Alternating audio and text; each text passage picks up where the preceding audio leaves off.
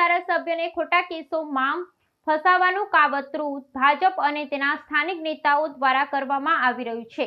ત્યારે ગુજરાત હાઈકોર્ટમાં ધારાસભ્યની જામીન અરજીની સુનાવણી હતી, પરંતુ ગુજરાત હાઈકોર્ટ બાર એસોસિએશન દ્વારા ચાલી રહેલા આંદોલનને કારણે આગામી તારીખ આપવામાં આવી।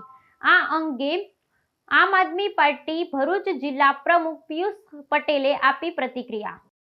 દેડિયાપાડાના ધારાસભ્ય શ્રી ચૈતરભાઈ વસાવાની આજે ગુજરાત હાઈકોર્ટમાં જામીન અરજી ઉપર સુનાવણી હતી, પરંતુ આ ભાજપ સરકારના રાજની અંદર કાયદો વ્યવસ્થા કથળી ગઈ હોય એમ દરેક ક્ષેત્રે જોડાયેલા તમામ લોકોએ કંઈક ને કંઈક વાતે આંદોલનો કરવા પડતા હોય છે।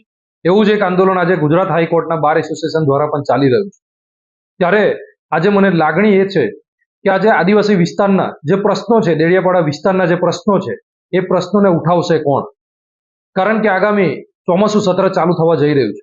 ભાજપને જે જોઈતું હતું એ મળી ગયું હોય એમ આજે ચૈતરભાઈ વસાવાને જેલની પાછળ રાખી અને જે આદિવાસી સમાજનો જે વિકાસ અટકાવવાની જે એ લોકોની માનસા છે એ ખુલ્લી પડી ગઈ હોય એમ દેખાઈ રહ્યું છે। આગામી ચોમાસું સત્રની અંદર ચૈતરભાઈ વસાવા વિધાનસભાની અંદર હાજર નહીં રહી શકે, ત્યારે પ્રશ્ન એ છે કે દેડિયાપાડાના જે સ્થાનિક પ્રશ્નો છે જે ઉકેલાતા નથી, એ તમામ પ્રશ્નોને આજે વિધાનસભાની અંદર ઉઠાવશે કોણ? જે મત વિસ્તારની અંદરથી જેમને મત લીધા છે, જેમને જનતાએ એક પ્રતિનિધિ તરીકે આજે વિધાનસભાની અંદર મોકલ્યા છે, ત્યારે આ પ્રશ્નોને ઉઠાવવા માટે આજે ધારાસભ્યોને પણ આ ભાજપની મનસાએ જેલની અંદર એમને મોકલ્યા છે।